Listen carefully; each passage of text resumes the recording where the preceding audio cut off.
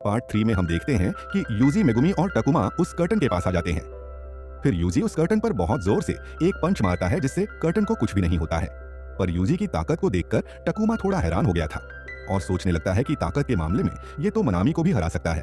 उसके बाद मेगुमी कहता है कि इसका कोई फायदा नहीं होगा, हमें कर्टन का सेंटर पॉइंट ढूंढना होगा। जिस पर टकुमा बताता है कि जिसने भी कर्टन को बनाया होगा वो कर्टन के अंदर ही होगा। फिर यूजी बताता है कि जिस मॉन्स्टर से वो स्टेशन पर लड़ रहा था उसी ने ये कर्टन बाहर से बनाया था और उसकी देखभाल कर रहा था। जिस पर टकुमा सोचने लगता है कि शायद कर्टन को बाहर से बनाने पर कर्टन और भी ज्यादा स्ट्रांग हो जाता होगा। फिर मेगुमी कहता है कि वो कर्श यूजर ऐसी जगह पर होगा जहां से वो कर्टन को देख पा रहा होगा। उसके बाद वो तीनों सूबे टावर को देखने लगते हैं। इसके बाद हम टावर के ऊपर जीरो को देखते हैं जो अपने साथियों से कहता है कि इस टावर पर रहने से हमारा कर्टन बहुत ही स्ट्रांग रहेगा और हमें दुश्मन भी नहीं पकड़ पाएंगे। तभी मेगुमी के कर्ज स्पिरिट के हेल्प से वो तीनों टावर पर आ जाते हैं और यूजी उन सभी को वायर से पकड़ लेता है। फिर टकुमा एक कर्ज ऑब्जेक्ट के पास आता है जो कि जमीन पर लगा होता है। उसके बाद वो यूजी की बात याद करने लगता है कि इन ऑब्जेक्ट्स में कर्श होता है जिससे कोई भी कर्श एनर्जी इस ऑब्जेक्ट में डाल सकता है और इस कर्टन को बना सकता है। उसके बाद वो उस ऑब्जेक्ट को वहां से निकाल देता है और देखता है कि कर्टन अभी भी नहीं गया है। फिर हम देखते हैं कि जीरो के पास दो और ऑब्जेक्ट होते हैं जिसे देखकर वो समझ जाता है कि इस कर्टन को बनाने वाला 3 कर्श ऑब्जेक्ट का यूज किया गया है। उसके बाद यूजी जीरो को उस टावर से नीचे फेंक देता है और वायर को काटकर खुद एक फ्लैट के अंदर चला जाता है। इधर टकुमा ओगामी और उसके ग्रैंडसन से लड़ने के लिए रेडी हो जाता है और कहता है कि उसको भी कुछ करना होगा जिससे कि वो एक स्पेशल ग्रेड सोर्सर बन सके। उसके बाद टकुमा अपना मास्क पहन लेता है और इधर हम मेगुमी और यूजी को देखते हैं जो कि जीरो को देख रहे होते हैं और सोचने लगते हैं कि इतने ऊपर से गिरने के बाद भी इसकी बॉडी में से खून नहीं निकल रहा है। फिर मेगुमी जीरो को उठने के लिए कहता है। उसके बाद जीरो उठ जाता है। उसके बाद हम टकुमा को देखते हैं जो कि अपनी कर्स एनर्जी का यूज करके ओगामी और ग्रैंडसन से लड़ रहा होता है और दूसरी तरफ यूजी और मेगुमी दोनों मिलकर जीरो को बहुत मार रहे होते हैं। पर इतनी मार खाने के बाद भी जीरो को कुछ भी नहीं होता। उसके बाद मेगुमी का कर्स जीरो को उठाकर दूर फेंक देता है पर अभी भी उसको कुछ नहीं होता है, जिसे देखकर मेगुमी और यूजी कहते हैं कि इससे तो हमारा ही टाइम वेस्ट हो रहा है। और दूसरी तरफ ओगामी किसी तरह का मंत्र पढ़ रही होती है और उसका ग्रैंडसन टकुमा से लड़कर उससे प्रोटेक्ट कर रहा होता है। तभी ओगामी का मंत्र पूरा हो जाता है और उसके बाद वो तोजी का नाम लेती है, जिसके बाद उसका ग्रैंडसन एक कैप्सूल को खा लेता है और टकुमा उन्हें रोकने के लिए अपनी कर्श पावर से उन पर अटैक करता है। पर उसका ग्रैंडसन उस अटैक को रोक लेता है और उसकी बॉडी चेंज होने लगती है। इसके बाद कहानी पास्ट में चली जाती है। जब गोजो का जन्म हुआ था ओगामी अपना रूप बदलकर लोगों को मारती थी। वो सिर्फ मरे हुए लोगों का ही रूप बदल सकती थी और दूसरी तरफ जीरो इंसानों को मारकर उनके चेहरे को निकालता था और उसे ये सब करने में बहुत अच्छा लगता था क्योंकि उस टाइम में सभी कर्श यूजर अपनी मर्जी करते थे। पर गोजो के जन्म के बाद सब कुछ चेंज हो गया और गोजो पर 1 अरब का बाउंड्री रखा गया और जो भी गोजो को मारता उसको 1 अरब मिलेंगे। जिसके बाद ओगामी और जीरो ने मिलकर गोजो को मारने का प्लान किया। फिर जब वो दोनों गोजो को रास्ते पर जाते हुए देखते हैं तभी गोजो को एहसास होता है कि उससे कोई देख रहा है।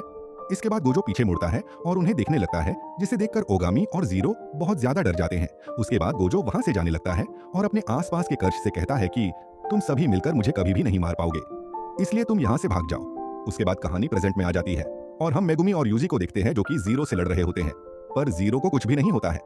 इसके बाद मेगुमी जीरो से कहता है कि गोजो भी यहीं पर है, इसलिए तुम्हें यहाँ से भाग जाना चाहिए। जिसे सुनने के बाद जीरो कहता है कि गोजो सील हो चुका है और ये बात यूजी ने खुद चिल्लाकर कही थी और वो बताता है कि अगर गोजो यहाँ पर होता तो हम कभी भी इस जगह पर नहीं आते।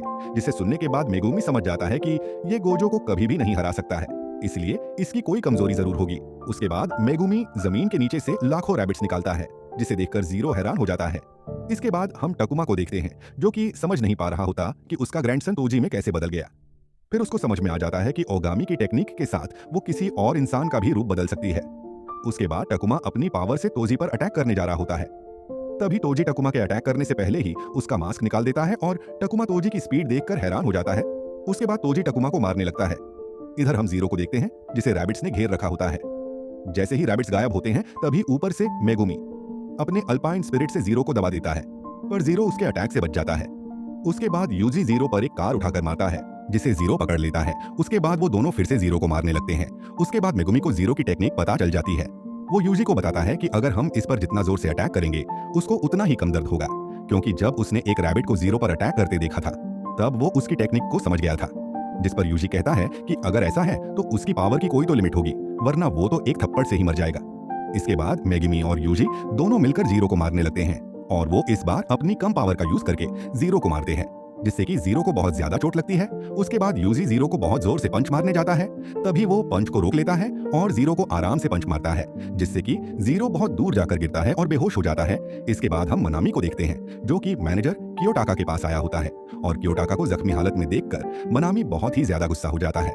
दूसरी तरफ मेमे उस कर्श यूजर को मारने जा रही होती है, तभी मेमे बताती है कि मैं सिर्फ क्रोज को कंट्रोल कर सकती हूँ, और यही मेरी टेक्निक है जिससे मैंने सबसे स्ट्रांग होने का सोचा, क्योंकि मेरे पास ज्यादा टेक्निक नहीं थी, पर मैं अब फर्स्ट ग्रेड की सोर्सर हूँ। उसके बाद मेमे उस कर्श यूजर को मार देती है। उसके बाद हम देखते हैं कि यूजी उस ऑब्जेक्ट को तोड़ देता है, जिससे कि बाहर वाला कर्टन हट जाता है और सभी सोर्सर अब उस कर्टन से जा सकते हैं। तभी उन दोनों को टकुमा बिल्डिंग से नीचे गिरते हुए दिखाई देता है, जिसके बाद यूजी टकुमा को पकड़ लेता है, पर उसको इस हालत में देखकर यूजी को बहुत ज्यादा गुस्सा आता है। इसके बाद टावर के ऊपर हम तोजी को देखते हैं। तभी ओगामी अपने ग्रैंडसन से कहती है कि तुम सभी सोर्सर को खत्म करो, जिसके बाद तोजी कहता है कि मैंने तुम्हारे ग्रैंडसन की बॉडी को कंट्रोल कर लिया है, जिसे सुनने के बाद ओगामी हैरान हो जाती है, क्योंकि ओगामी को पता होता है कि वो किसी दूसरे इंसान की बॉडी में किसी और के सोल को ट्रांसफर कर सकती है। पर जब तोजी बताता है कि उसका ग्रैंडसन तोजी की सोल से हार गया, ये सुनकर वो हैरान हो जाती है कि भला एक आत्मा एक बॉडी को कैसे हरा सकती है। उसके बाद तोजी ओगामी के पास आता है और उसे कहता है कि तुम भी तो एक सोर्सर हो। उसके बाद वो ओगामी को मार देता है। इसके बाद हम देखते हैं कि मेगुमी और यूजी ने टकुमा को बचा लिया होता है, पर टकुमा की हालत बहुत ही खराब हो चुकी होती है, जिसे देखने के बाद यूजी कहता है कि मैं उस टावर पर जाकर उन सभी कर्श यूजर को खत्म कर दूंगा, जिस पर मेगुमी यूजी को मना कर देता है और कहता है कि अभी हमारे लिए सबसे इंपॉर्टेंट गोजो है और कर्टन को बनाने वाले यहाँ से भाग चुके हैं, इसलिए इनके पीछे जाकर हमें कोई फायदा नहीं होगा। इसलिए उन्हें सबसे पहले टकुमा को सेफ जगह पर ले जाना होगा जहाँ उसका इलाज हो सके। उसके बाद यूजी मेगुमी की बात समझ जाता है और कहता है कि मैं स्टेशन पर जा रहा हूँ, जिस पर मेगुमी कहता है कि मैं टकुमा को यहाँ से बाहर लेकर जा रहा हूँ। फिर यूजी कहता है कि अगर मैं मारा जाऊं तो तुम मुझे खत्म कर देना, क्योंकि अगर यूजी मारा गया तो उसके अंदर जो सकूना है वो यूजी की बॉडी को कंट्रोल कर लेगा और सब कुछ खत्म कर देगा। इसके बाद हमें मेमे को दिखाया जाता है, जो कि ये सोचकर बहुत ज्यादा खुश हो जाती है कि उसे गोजो को बचाने के लिए बहुत सारे पैसे मिलेंगे, और वहां से आगे जाने लगती है। और कुछ दूरी पर सुडोगे तो उन दोनों का वेट कर रहा होता है और ऊपर माकी सभी मॉन्स्टर को मार रही होती है, और अकारी और नोबारा को यहाँ से जाने के लिए कहती है और बताती है कि वो यहाँ पर सब कुछ मैनेज कर लेगी। उसके बाद अकारी और नोबारा वहाँ से जाने लगते हैं। तभी रास्ते में उन्हें हरुता मिलता है, जिसने कि सभी मैनेजर को मार दिया था, और वो अकारी को देखकर खुश हो जाता है, क्योंकि अभी तक उसने सिर्फ मेल मैनेजर को ही मारा था। उसके बाद नोबारा अकारी को छिप जाने के लिए कहती है और मौका देखकर वहाँ से भागने के लिए कहती है। तभी हरुता अपनी स्वॉर्ड को उन दोनों की ओर फेंकता है, जिससे कि वो दोनों बच जाते हैं। उसके बाद नोबारा हरुता से लड़ने लगती है और हम देखते हैं कि हरुता की स्वॉर्ड कर्श ऑब्जेक्ट होती है, जो कि अकारी का पीछा कर रही होती है, और इधर हरुता नोबारा से लड़ रहा होता है। तभी उसकी स्वॉर्ड अकारी के पैर पर अटैक करती है, जिससे कि अकारी नीचे गिर जाती है, और हरुता को यह सब पता चल जाता है। फिर हरुता भी उस बिल्डिंग में चला जाता है जिसमें अकारी होती है। अंदर आने के बाद हरुता भी अकारी को लात मारता है। तभी नोबारा हरुता पर अटैक करती है, पर हरुता अपनी स्वॉर्ड से उसको रोक देता है। उसके बाद सभी कीलें छत पर जाकर लगती है। उसके बाद वो छत हरुता पर आकर गिरती है और नोबारा को लगने लगता है कि वो जीत गई। तभी नोबारा के फेस पर हरुता की स्वॉर्ड आकर लगती है और नोबारा वहीं पर नीचे गिर जाती है। उसके बाद हरुता नोबारा के पास आकर उसका मजाक उड़ाने लगता है, और उसके बाद हरुता अपनी स्वॉर्ड से अकारी के पैरों पर अटैक करने लगता है। तभी नोबारा उठकर लड़ने लगती है, पर हरुता नोबारा को बहुत मारता है, और जैसे ही वो उसे मारने जा रहा होता है तभी वहां पर मनामी आ जाता है और वो बहुत ही गुस्से में होता है। उसके बाद मनामी अपने टाई को हाथ में बांध लेता है और हरुता के पास आने लगता है। फिर हरुता मनामी को रुकने के लिए कहता है और कहता है कि अगर तुम नहीं रुके तो मैं इस मैनेजर को मार दूंगा। जिसके बाद हरुता देखता है कि आकारी वहां से भाग चुकी है। तभी मनामी हरुता के पास आता है। फिर हरुता मनामी को एक लात मारता है, जिससे कि मनामी को कुछ भी नहीं होता है। और फिर मनामी गुस्से में हरुता से पूछता है कि तुम्हारे बाकी लोग कहाँ हैं, जिस पर हरुता बताता है कि मुझे नहीं पता। फिर ननामी हरुता को एक जोर से पंच मारता है, जिससे कि हरुता बहुत जोर से दीवार में टकरा जाता है।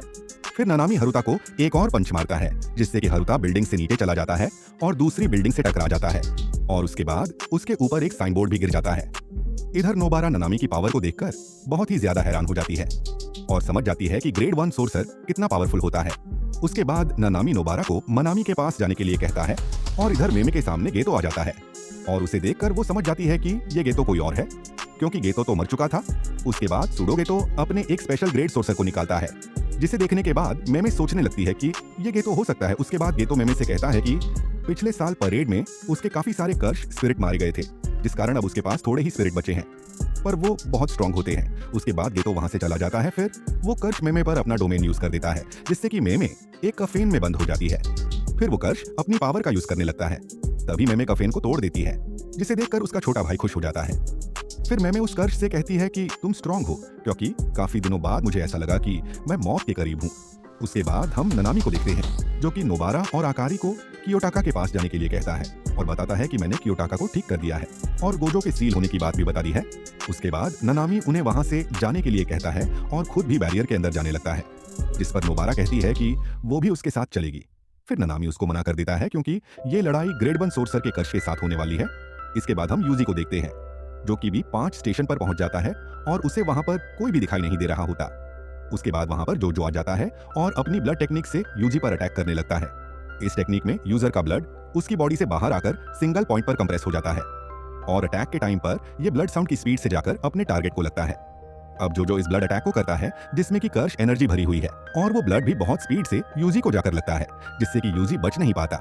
उसके हाथ में एक छेद हो जाता है और जोजो का ब्लड इतना स्ट्रांग होता है कि वो लेजर की तरह अपने रास्ते में आने वाले हर चीज को काट रहा था। यूजी अब किसी तरह लेजर के अटैक से बचते हुए चोजो के करीब जाता है और उस पर फिर से अटैक करता है, लेकिन उसका हाथ घायल था तो चोजो को बस हल्का धक्का ही लगता है। अब चोजो यूजी से पूछता है कि क्या मरने से पहले उसके भाइयों ने कुछ कहा था। यूजी समझ जाता है कि चोजो किसके बारे में बात कर रहा है। फिर वो बताता है कि उन्होंने कुछ भी नहीं कहा था, लेकिन वो मरने से पहले रो रहे थे। चोजो ये सुनकर पहले तो शॉक हो जाता है, फिर उसके बाद बहुत ही ज्यादा गुस्सा होने लगता है, जिससे उसके चेहरे की ब्लड वाली लाइन और भी तेजी से बढ़ जाती है और चोजो के पीछे ढेर सारा ब्लड भी आने लगता है। यूजी जल्दी उस पर अटैक कर देता है, लेकिन चोजो लात मारकर उसे दूर कर देता है और यूजी को ढेर सारे ब्लड की लेजर मारने लगती है। वो अपने ब्लड को अब पूरी तरह से कंट्रोल कर पा रहा था। यूजी उसके अटैक से बच तो रहा था, लेकिन वो चोजो से काफी दूर हो गया था।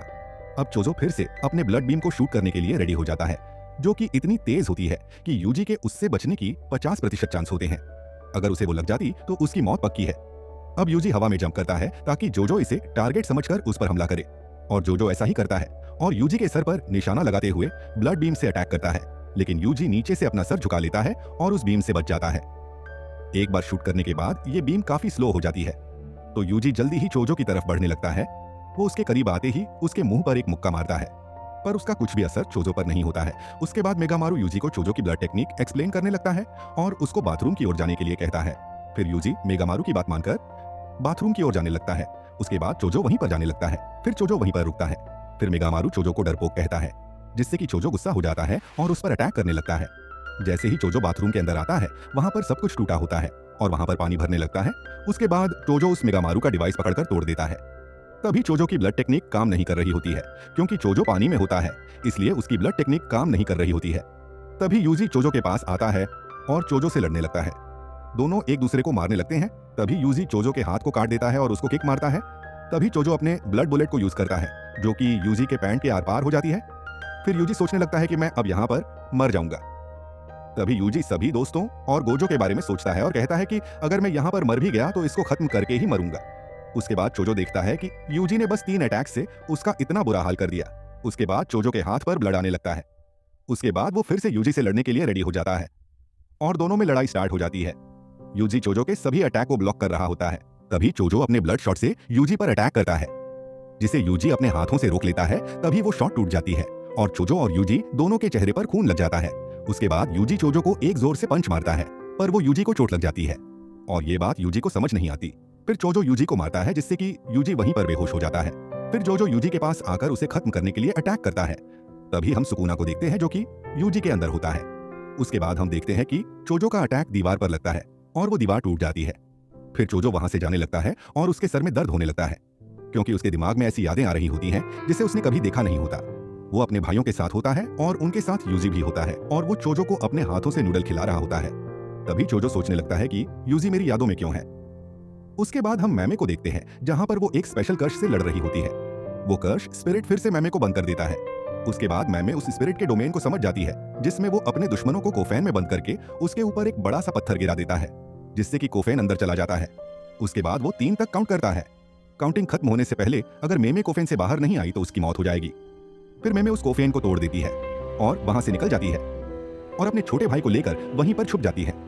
उसके बाद वो कर्श स्पिरिट मेमे के क्रोस को भी अपने कोफैन में डालकर मार देता है। उसे देखने के बाद मेमे सोचने लगती है कि वो यूई का यूज करके मॉन्स्टर का ध्यान भटका देगी, जिससे कि उसका ध्यान यूई पर चला जाएगा और मैं इसका फायदा उठाकर उस मॉन्स्टर पर अटैक कर सकती हूँ।